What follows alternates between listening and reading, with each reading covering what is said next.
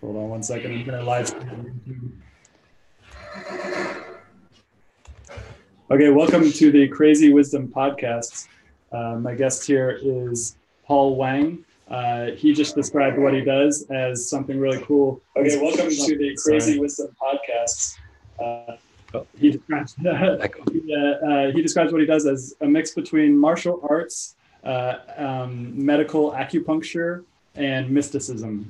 He's been doing all three of these things for about 20 years now, and he's travels all over the world sharing what he does. I'm really excited to have you on the show. Our topic today is the relationship between stress and creativity, and what I'm really interested in finding out is how can Neigong and Gong Fu how did you describe it? I call it Gong Fa, and I can go into why I use that terminology. But and the slogan for that I describe it as self-care cultivation. Cool.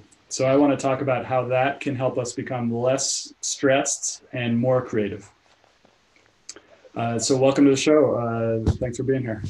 Thank you. Appreciate it. Yeah. So let's get right into it. What is your definition of stress? The way I go about it is, I think all of us can agree we have three main aspects as a human. We have our physical body. There's more, of course, but to simplify, physical body, our emotional aspect, as well as our mental aspect. And to me, when those three are two variables, one, not optimized, for instance, physically, you have tension, you have pain, emotionally, you're kind of imbalanced, and mentally, you're not focused or clear, that's not optimal. And furthermore, not only are each of these individual not optimized, but they're also not in alignment. Yeah. So I would say stress is when each of these aspects are not in a good state. I mean, we could grade it like in school. Right now I'm in a university town, Berkeley, so a lot of students around me. Let's say your physical is A, okay, A plus, but your emotional aspect is like a C, right? So mentally you're maybe like a B. So optimization is where you move from physical tension and pain to ease and flow. And emotionally, when you're stuck in one emotion or they're all over the place, to more calm and peace. And mentally, from kind of scatter, or some of patients say brain fog, that's a common term now, to clarity and focus. So stress to me lies on a polarity. On one side, what I just described is actually stressful, and on the other side of that pole is spiritual. Yeah. So stressful is when all three of these are not optimized nor aligned, and spiritual is simply when your mental, emotional, and physical state are optimized and aligned. And when I say spiritual, that's kind of a loaded word nowadays. Some people have aversion to because it's overused. And even now, spiritual is overused. But that's my definition. It doesn't require you to be in a temple or a mosque or a church. You can be, sitting in a cafe. You can be on an airplane. You can be walking in your neighborhood and be in a spiritual state, which again is the counter or the antidote to stress. And so you mentioned the brain fog. That's something that I've dealt with a lot in my life, and particularly before I started yoga. And I've also done some qigong and meditation, and all these different things. All these have helped me to the point where I very rarely get brain fog. But now it's almost like the opposite, where I have too much energy. I ask for energy, and now I have too much. Have you seen this in other people? Does that happen when they're starting these practices, that you get to these points where it almost brings up anxiety from the practices, or kind of, and there's a fear element in my case as well. So I would start with why people start with these practices. And you mentioned brain fog or anxiety. That's very common. I see it as kind of a three-stage process. The first stage is, sometimes I use an example. I don't have room to do it here, but I take like a iPhone charger cord or something like that, and I swing it in the air. You can imagine, right? So along the periphery, it's moving super fast, right? One rotation, maybe, I don't know, velocity. But the closer you get to the center, actually, there's theoretically a point in the center that is immovable. And most of us, at some point we we spin out of control. And we're kind of living facing the periphery, and we feel like things are going too fast. There's too much going on, and so which is one way to that stress is experienced. So that's like realization number one. Like there's too much going on, and I'm so stressed. And to me, the second phase is when they want to find an antidote, and that's when they begin to turn more or less 180 degrees. They're like, oh my God, there's actually theoretical to me at this time, but it looks like over there near the center is actually is what I need, that calmness and stillness. And that's the second phase, where kind of like you said, you recharge. And you plug in. And there's many different terminology for that center, for that absolute, for that 0 point, that source, whatever you want to call it. And that's great, but to me, that's only in the second phase. That's kind of like where some people they dissociate or they go on retreat, which is great, but then it can become a kind of escapism where you kind of give up your responsibility. Say you're a mom, but you don't take care of your kids anymore, or you have employees, but you kind of ignore them, right? So to me, there's a third phase where you're plugged in the center, but then you move back out to the periphery. But the difference is, back out of the periphery, but in this more mature or evolved state, you're always tethered, like a spaceman, astronaut, to headquarters, to home base.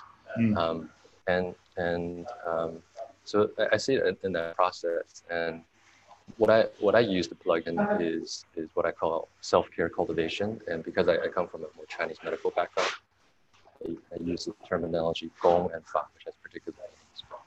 I don't know if that answers your question, but that's how I see the map of the process for people, why they turn to yoga, meditation, qigong, these kind of things. And then after, I believe that it has to become integrated into their day-to-day, not just as a hiding or avoiding. What are the biggest tips that you have for helping to integrate? So as practitioners, we have these experiences, these some of us have these grand spiritual experiences, and then, as you said, we need to bring it back into everyday life, and then move from the center back into everyday life, and share the state we have with other people in a totally normal context. So how do you suggest people integrate these experiences into their lives? If I were to summarize it with one word, I would say meaning. Like in the title of this podcast, you wrote the word Tao, right? Which has, I would say, 4 connotations, so we can get into that later. But in a way, one analogy, I like to use analogies, is Tao is the dance. Between what? Between the one and the many. I believe that stress, every day, in little ways, more or less, it leaks, it drains meaning from our lives. So we have to develop a deliberate, ideally daily practice to renew that meaning. So, and I use the stressful versus spiritual kind of thing. So stress is when meaning is lowered, and the spirit state is when the meaning is raising up. And that's everybody's responsibility. What is most meaningful for you? And it could be different things, love, truth, fame, money. So tied to the main theme of your podcast, Crazy Wisdom. I love the name, by the way. Is it actually a reference to Chogyam Trungpa? Well, he's the one who popularized it, but it was actually a big term to It's my understanding that once you get, as you're talking about, once you move from the place is like a chaotic place, although there's stillness and everything like that. The knowledge there is pre-verbal or beyond language, so it's chaotic in what I see. And so that's what I try to point to with Crazy Wisdom, and also at a practical level, very practical advice for how to create things in this earth, recognizing that there will be obstacles whenever you try to create stuff. Sure. And then the 2 main themes of your podcast are stress and creativity, right? So if I were to tie that into what I said is, if you want to de-stress, it is a process going from the periphery to the center, going from many variables to the one absolute, which is different for everybody. Right? So that's a process of de-stressing, decreasing variables from many to one. And that could be simply like, do I need to do these 10 things on my to-do list today? Or can I just focus on one or two? Or do I need to learn guitar and piano and trombone all at the same time? Or can I just let that go? That's not the most meaningful to me at this time. It's adding more stress. And that reverse process is actually from the one back to the many. That is the creative process, right? Where you plug into your source and you return outward. And that to me is creative. Like you said, you have all these, some more or less dramatic visions or insights, but it doesn't even have to be so dramatic. It could be just, you realize something by going to your center that was always there, your subconscious, let's say, but you couldn't hear it because it was speaking to you at a lower decibel, so to speak, than the other noise in your life. Yeah. So again, de-stress, go from the many to the one, back to the center. And the creative process is once you draw something from that, come back down and share it in your own, back to the community, back to society, back to the world. So one thing that people commonly encounter on this path is fear, and a lot of times it comes up in the spiritual practice as well, and a lot of times it seems as if fear is the main thing that in a spiritual practice that is required to encounter and move through and stuff like that. How would you suggest people manage or work with fear in a healthy way? Fear is natural, and it is actually beautiful. From again, since you mentioned Tao or Taoism, actually, we talk about relativity, right? So, or even speaking of relativity, that reminds me of a theory of relativity in terms of quantum physics. So, nothing makes sense. Nothing is meaningful without its other on a spectrum. So often I like to use an analogy of magnets, right? So if you put two magnets together and it is the opposite pole, like this, then they would come back. And when you reverse it, they repel away, repulsive force. That's natural. And to me, we use this label fear, which has all this negative connotation. But to me, fear is actually the repulsive force. It's pushing you away something. And then we use another emotional label called love, which is kind of drawing us back in. And so we're always playing with these polarities. And it's almost, sometimes I use I just had an image of someone running, right? And they're running, like, why are you running? Right? I don't know if you heard this, but it's like, are they actually running away from something, right? Or are you running towards something? And if they're really into it, you don't know until you ask, what is their intention? What is their meaning for running? And for every human, like, okay, why am I running all over the place? Am I driven more by going towards something because I love it, or am I driven more by running away something because I fear it? But again, these are natural things, even from biology. We need to run away sometimes from dangerous threats, but I think it becomes not so appropriate when we run away from things that actually may benefit us or others, make us evolve. So fear is all good. It's a kind of energy. We would say qi in Chinese medicine. Fear is a kind of qi. In the classic texts of Chinese medicine, the Huangdi Neijing, the Yellow Emperor's Internal Classic, there's like 2,000, 3,000 years ago, they talk about motions as trajectories of qi. And it's interesting, we use the word emotion, right? As the word motion, as movement. So no emotion is good or bad, it's just contextual. However, it becomes unhealthy if emotional trajectory is stuck in one direction. So they describe anger as qi rising up like this, right? Which is fine. You have justified anger sometimes, especially if you're an activist or trying to help someone, hey, stop that. But if it's stuck in that direction, if you take that anger home 24/7 and then kick your dog or something like that, or are unhappy all the time because that's not good. So anger and is rising, fear is actually descending, like you freeze, like deer in the headlights, or even we lose our control. We pee down our pants, right? Everything is going down. You're stuck. Mm-hmm. And then anxiety or joy is expanding outwards, and then sadness or grief is contracting inwards. All of these are part of being human. We should feel everything, but we have to be careful about identifying too strongly with any one of them. It comes and goes like weather phenomena. Yeah. So I have no negative connotation for fear, unless it becomes stuck, or if it's not in balance with the other natural human emotion. What are some subtle signs that either that an individual is running away from something that might be good for them?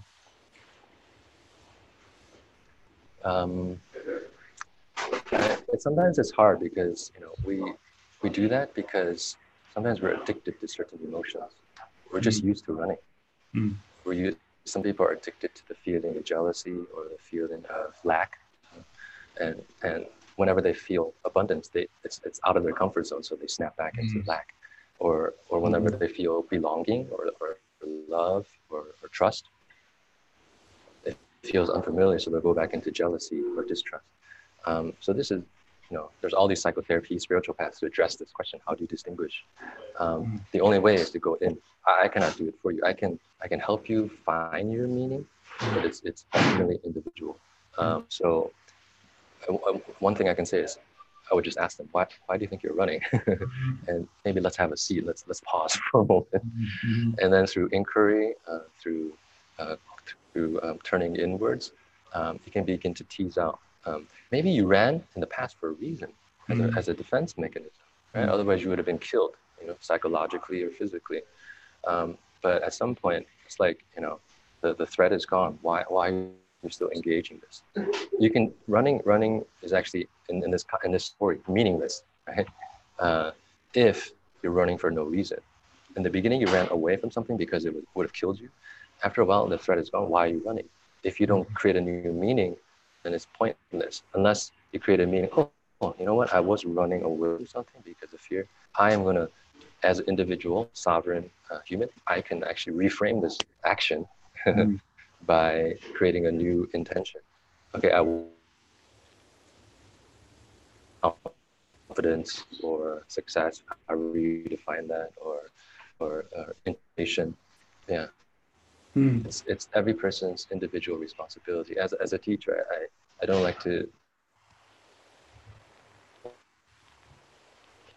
joke, right? Don't should all over yourself. So I don't like to should on other people. Each person, it's their responsibility to do that. And I think you should check in with yourself every day for at least 14.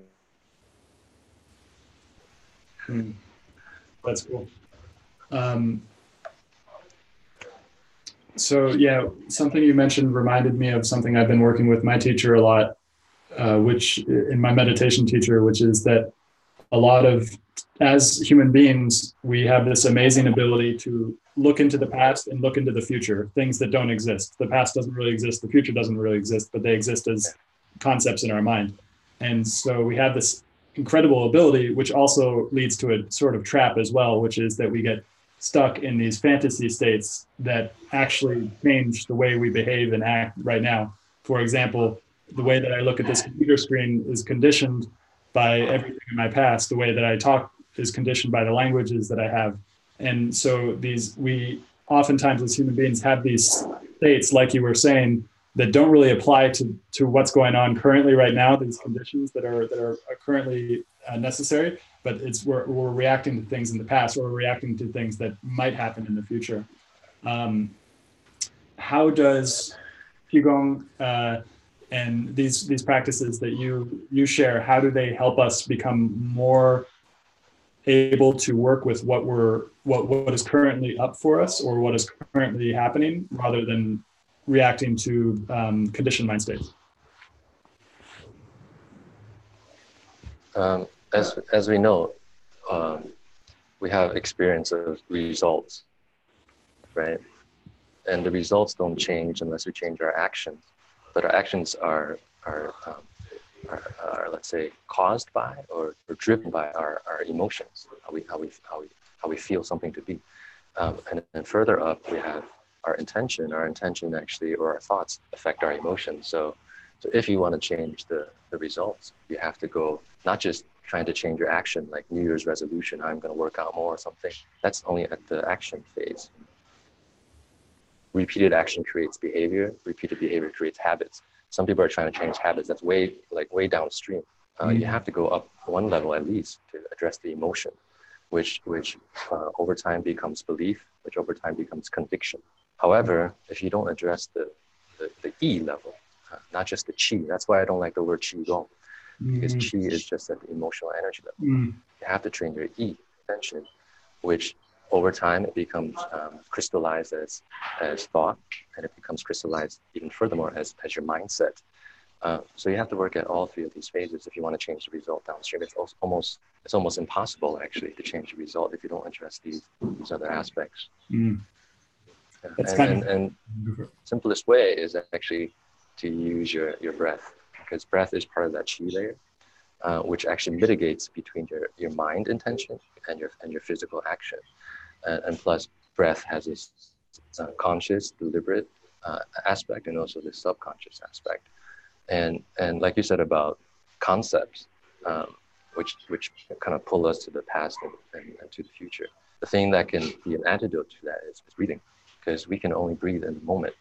And then breathing has two aspects. It has the inhalation and exhalation. But actually, I like the translation or the synonym, inspire, for inspiration. During the inspiration phase, you're like, wow, okay, I appreciate life. I can still breathe. And then during the expiration phase, you remember death, which can come at any moment. It's as simple as that. But just like anything, we have to practice. We practice getting angry. We practice getting jealous. We practice being fearful. And we think that they become natural. It's not necessarily natural, it's just a familiar process. But you can also train to be present. You can also train to be more still and centered. And no one can do that for you. Just like no one can eat for you or poop for you. That's on you. But if you think of behaviors, like at some point I decided to brush my teeth. At some point I decided to shower. Those aren't actually necessary. Why do I do it? Simply because it makes me feel better. So it's a learned behavior. So it's what I'm talking about is just like we have physical hygiene. It's best. It's great if you develop whatever you want to call it, mental hygiene, emotional hygiene, spiritual hygiene, to help clear our emotional constipation or our mental diarrhea. But it takes teaching, of course, connecting to a good teacher. I'm glad you have one to help tease out some of these things which can be very complicated, right? It can be stuck in the many, right? Actually, the essence of it is quite simple. That's why, I come from, originally, Chinese philosophy background. So we call it Wu Qi, which means Wu means not, Qi means duality. So Wu Qi means non-duality, but the Tibetans call it Chen. And the Indian philosophy, of which there's many schools, they call it Advaita, Vedanta. Whatever you call it, it's the one for you. It doesn't have to be my word or my concept, but everyone has to do that for themselves. If you don't want, if you want a compass in life, but if you're happy with drowning in the chaos, that's great. If you practice, the chaos doesn't go away, but you have a compass or you have a buoy that can help you flow and swim and dance with it, rather than like breathing, screaming for your breath all the time. You can manage it more skillfully. And that's actually a practice in many Hindu traditions or Shaivite traditions, where they actually do pretend to go insane so that they can live with this craziness and stuff like that. And you see these guys who are meditating on cremation grounds and hanging out with people all the time. And it's really interesting. And I find it really interesting because there it's kind of an accepted part of the culture, kind of accepted, not totally accepted. But then here we have the same thing in San Francisco and many other places where we have homeless people who have given up this life for mental illness and for structural reasons or anything. But then there are a certain population who that is the path, and like that is what they're doing. but here it's totally kind of, it's pushed under the rug and it's not acceptable, and it's not acknowledged. Yeah. Yeah. So that's really interesting. That to me is part of the second phase. Part of the second phase that I described, where they turn away, they dissociate from society, and they go into their cave, so to speak. Even if the cave is the streets of Oakland, you know. But I cannot judge because I don't know where they're at. But that process is, you know, you have to balance between disintegration and integration, and you know, and crazy wisdom. Some people, you know, are, you know, we know that geniuses, right, sometimes are on that edge of insanity and artistry. But yeah, it's a pity when our culture does not acknowledge actually some of the crazy wisdom actually that some of these practitioners have, and then they push them further out when we can actually reintegrate them, perhaps in a way that is a win-win situation. Yeah, or make a space for them. You talked about inspiration, exploration, and the breath. And one of the main things I've become aware of in my 10 years of practicing meditation is a lot of the meditation traditions, particularly Buddhism, talks about just becoming aware of the breath as it is and not changing the breath. Whereas in a lot of yoga traditions, they have pranayama, which is actually regulating the breath and changing your breath. I was wondering, in the practice that you do, is there a lot of regulation, or is it more about the awareness of the breath? Breath is a tool, just like any other tool, especially a very powerful or a complex tool, like a cell phone is a tool. You can use it to take pictures, you can use it to time yourself, you can use it to email, you can use it to call, you can use it to text, you can use so many things, edit. So the breath to me is as useful as myriad as a tool, just like a cell phone. And so depending on, you can say your diagnosis, if you will, to use a medical term. Am I more in dissipation? Then I can use the breath to bring me back. Am I low? Am I more in exhaustion? Can I bring the breath to bring me back up? So it depends on your goal, and then also if you talk about specific geo-cultural lineages like Buddhism, of which there's actually dozens of different lineages, or same thing with the Indian lineages. Each teacher, right, has a particular emphasis, and for me, I like to use the tool sometimes, like you say, in a more regulated way, deliberate breathing, and sometimes you let it go. You trust the flow of the autonomic nervous system, to use more physiology, to balance you, because it actually knows better than than the intellect actually. But so you can use it more conscious or subconscious, like I said. You can trust the subconscious flow of the breath, or you can use the conscious mind to direct it. I think both are necessary. I don't think you should just do this kind of focused, intentional breathing, because you may create an imbalance. But also, some people can get lost if you just say, "Hey, just breathe." You're like, "What? Just breathe?" And it is too abstract. It's too natural because they're stuck in such artifice. So they need a step-by-step way, hand-holding to bring them towards their nature. That's really cool.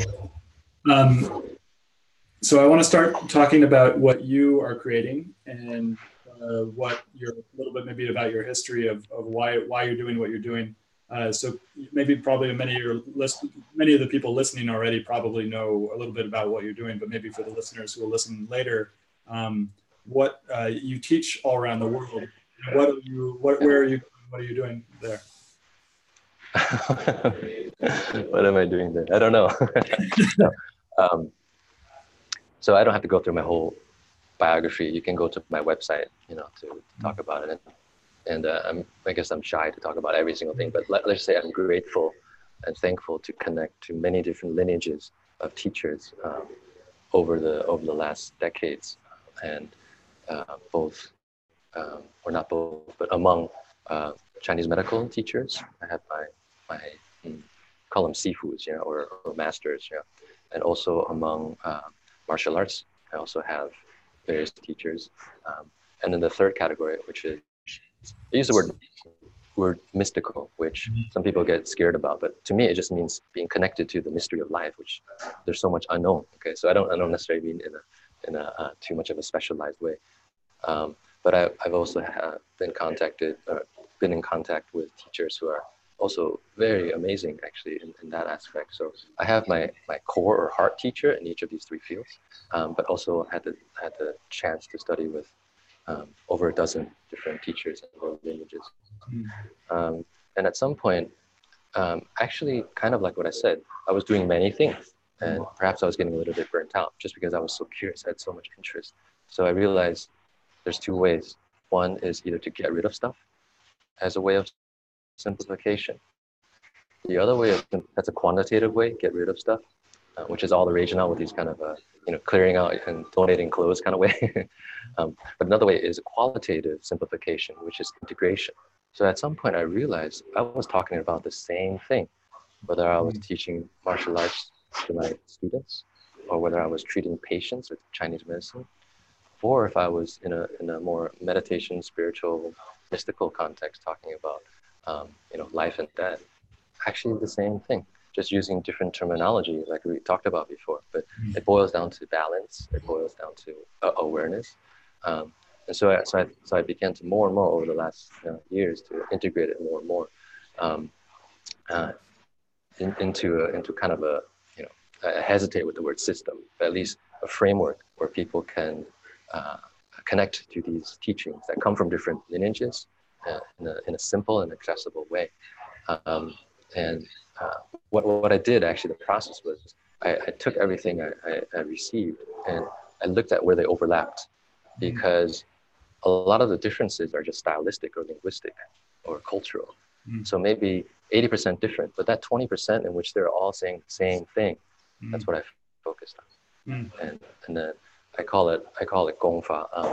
I created a little map. I think I sent it to you, but if your listeners want, I can send it to them too. It's a picture is worth 1,000 words, but basically it reduces down to answering the questions daily as a self-care practice. What am I doing? Why am I doing it? And then who am I? That's perhaps the most important.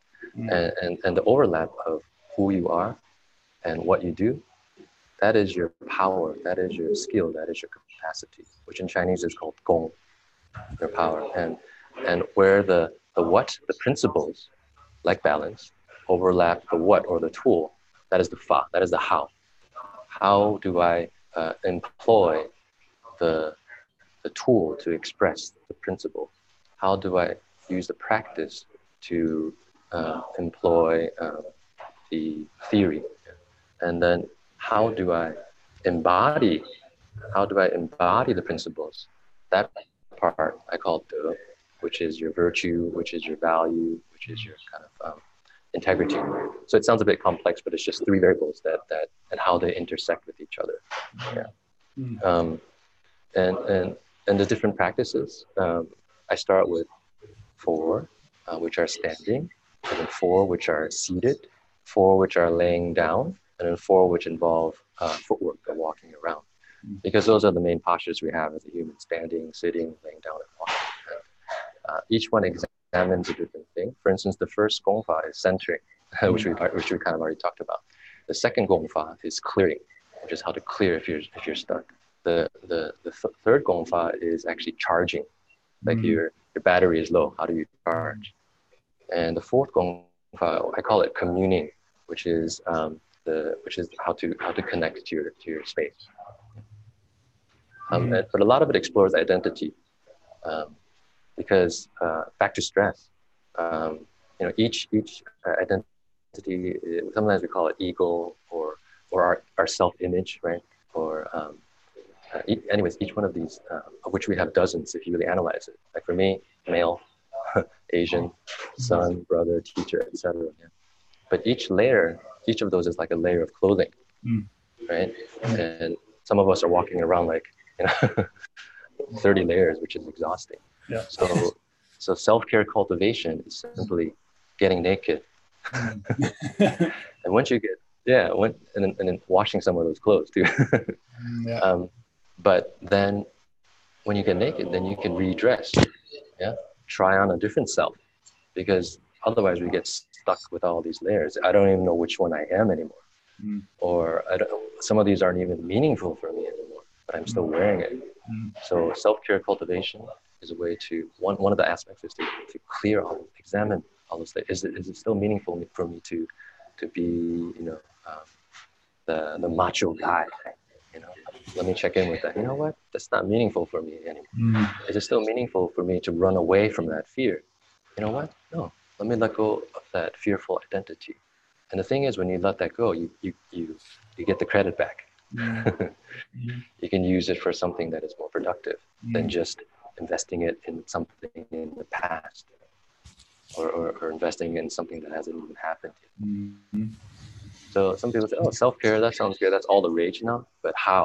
So I try to create a step-by-step process. And in the last year, I presented it to different groups through my late teacher, my late Chinese medicine teacher. His name was Dr. Richard Tan. He was world famous. He taught for decades around the world too. I think I even travel more than him now. But so when I entered this community, I kind of brought out some of what I just explained to you, and then there's been really positive feedback.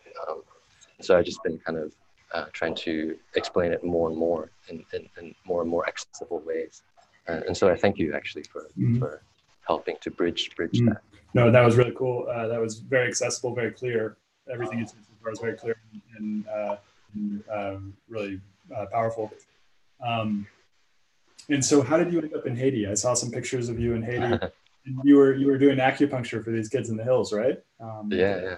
Can you explain about how you ended up there? Yeah, so that's through our acupuncture organization called Syrian Balance Method. And we have a humanitarian branch called Global Balance Foundation. So we do medical missions. So in total, myself personally, even before connecting with these organizations, I've done in total 5 medical missions, 1 to Philippines, 3 to Cambodia now. So 6 total, and then 2 to Haiti. Again, it's about accessibility. And like I said, I try to be consistent in what I do. And in terms of, the 3 different studies that I have. So in this capacity, I put on the acupuncture doctor identity, and went to these places to try to offer relief. To the Philippines, it was after Super Typhoon Yolanda or Haiyan, and where 3,000 to 7,000, depending on who you talk to, people perished. And so I was working in different barangays or neighborhoods. There would be kids that lost their parents that lost their kids. So we're treating a lot of PTSD and intestinal disorders due to stress. So that's kind of the intention, and we formalized it in Haiti and Cambodia. We go there twice a year. Usually once Cambodia, once Haiti. And the other important thing to make it accessible and sustainable is we've also taught local healthcare workers how to apply this balance method acupuncture system. So again, that's something very meaningful to me. So I pursue that. And I'm happy to have colleagues and students who are also inspired by that. So, I mean, we only have so much time, Sometimes I do a practice, which is, I don't say like a full grace or even say anything, but I'm sitting with my burger or whatever, and I think, oh, this could be my last burger. And I hope not. Okay, I hope I can enjoy dozens more, but someday I'll be right, actually. And I just want to remind myself, that there's meaning that you can create at any moment, and that's the power of humans. We're meaning-creating beings, and so it's sad when we get stuck in depression or things like that. To me, it's so sad. If you have a little bit of creativity, like what your podcast is about, you can try to find your way out of that. But yeah, so yeah, the humanitarian aspect is kind of one of my meaningful things for this life, and I'm glad to offer it to people who otherwise wouldn't be able to access acupuncture, like in the urban centers at a certain fee.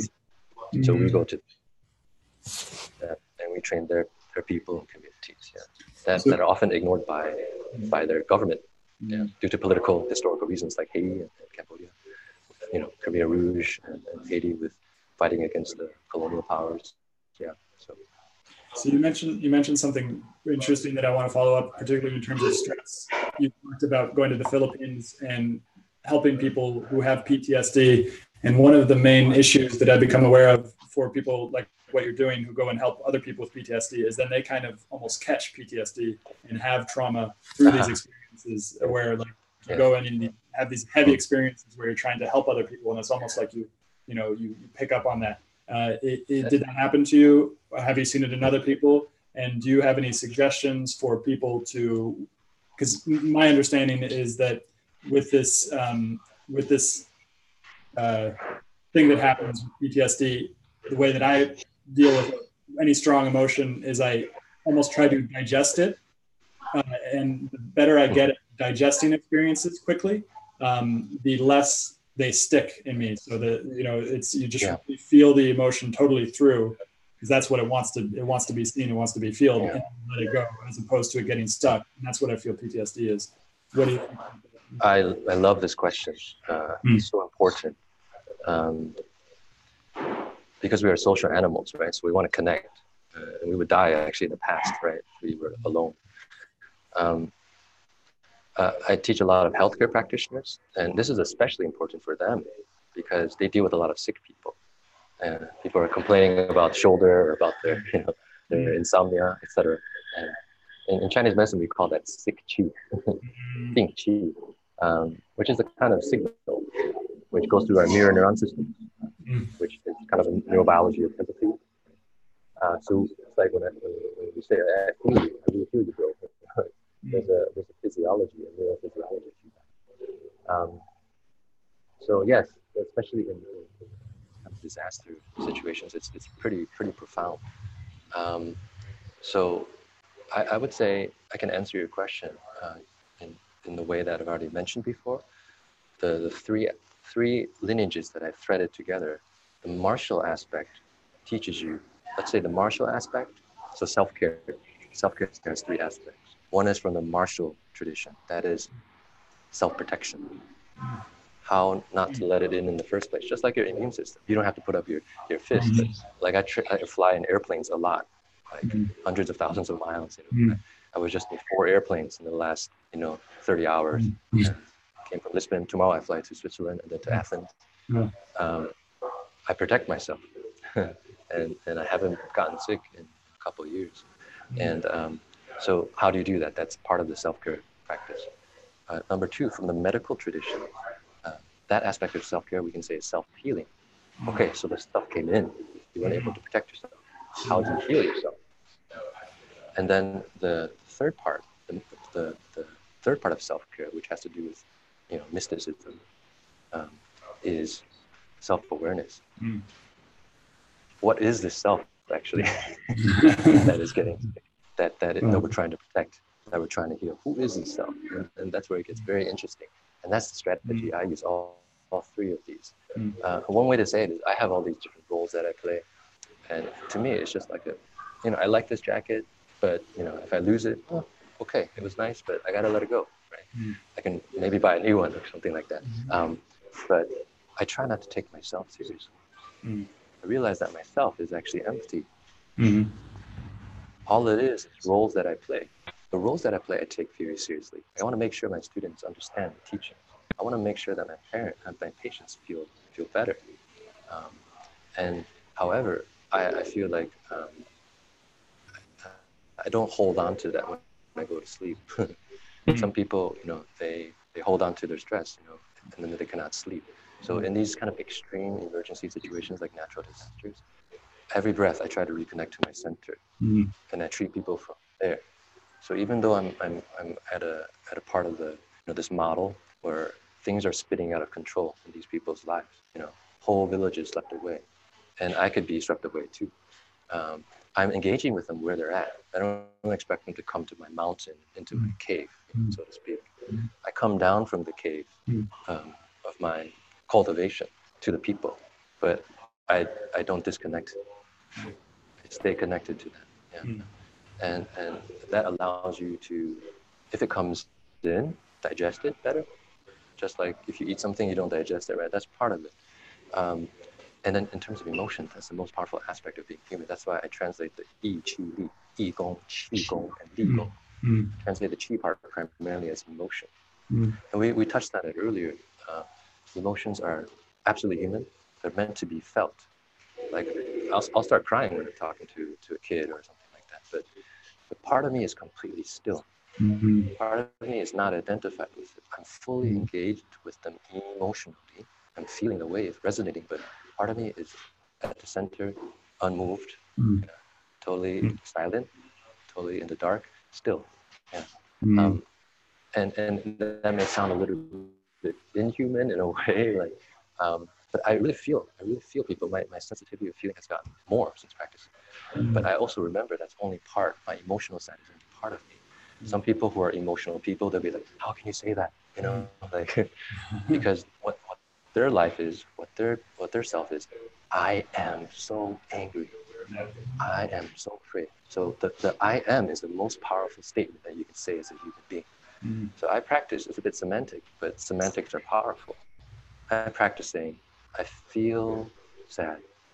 I feel angry to the most that I can feel it, just because I don't want to lose touch with my humanity and become artificial intelligence, or a robot. But that is only one phase of me. Yeah. So yeah, that's how I'm not able to, when I was treating people from, like, in the Philippines, like 8 a.m. to 11 p.m. Of course, I was physically tired, but it was so meaningful to me. So I still had the energy coming through. And, they started pouring, and they brought out the guitar with 4 strings, and we were drinking coconut wine. Yeah, I've had it before. Yeah. Toba. Yeah. Yeah, it's so meaningful.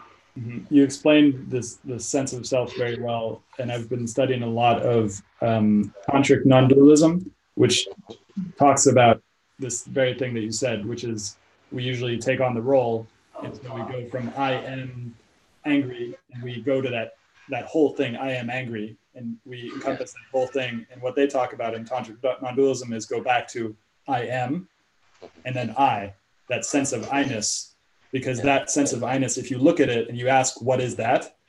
It's not clear intellectually what that is, because it is so vast, that feeling of I-ness. And they call it, you mentioned it, you said unstruck, and they call it unstruck, the unstruck center of heart, the place where you are perfect, where there is no necessity to improve yourself or anything like that, because at your very core, you are this all-seeing, all-being awareness, which is the substrate of everything in existence.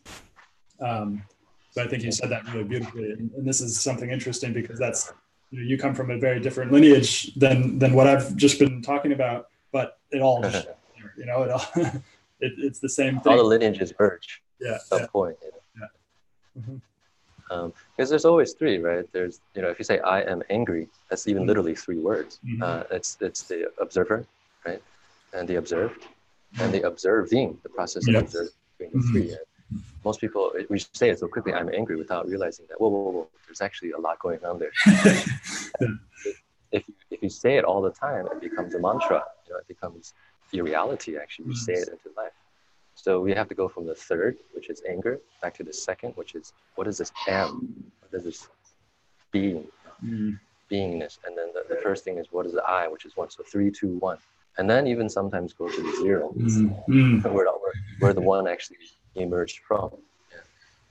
Some call it emptiness, but emptiness means full of potential. It's not a negation of existence.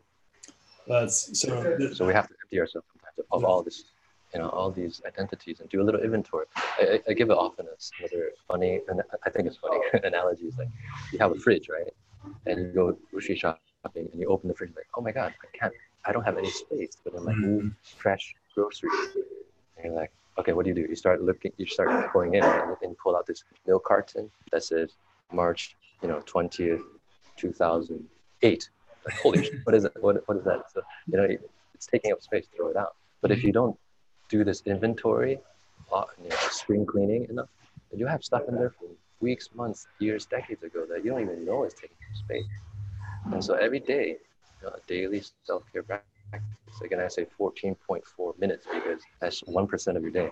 Mm. Is it worthwhile to invest 1% of your day to upgrade the other 99%? I think it is. I do at least 14.4, but that's where I start, the students at. Everyone can find 14.4 minutes. You take 6 minutes from Facebook, you take 3 minutes from Instagram, you take 10 minutes from YouTube, you have more than 14.4 minutes. If you accidentally do 15 minutes, great, even better.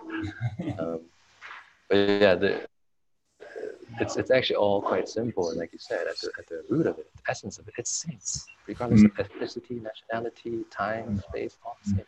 Because the reality is one.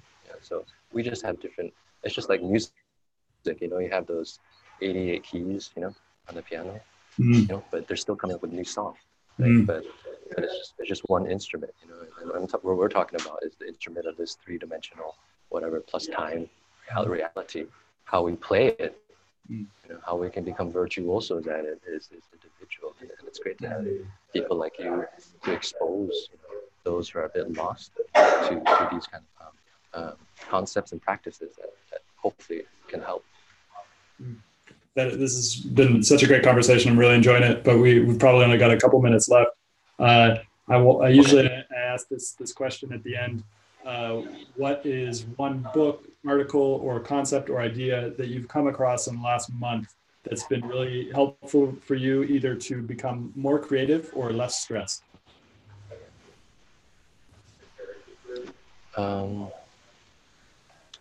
I would say that recently I've been thinking about why, but the way, if someone, because I think you had sent me something, so why do you do what you do? I would summarize it like this: is that the meaning of my life is actually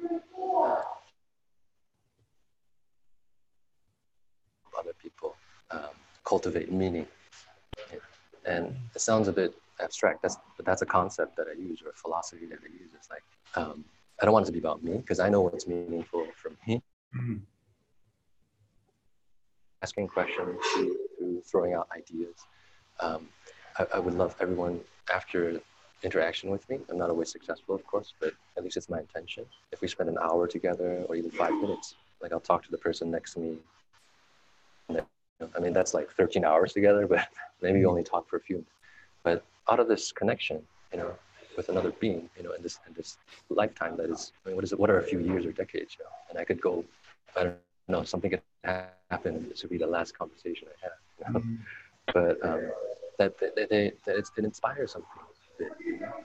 Maybe their meaning meter was low, and they wanted to, whatever, I don't know, but through our interaction, not from me per se, but the catalyst, I was able to help them create meaning for themselves, which may not be meaningful to me, but it's meaningful to them. So I would say that you asked for a concept, but that's kind of like my, for the time being, my sort of my motto, or my modus and my MO, so to speak.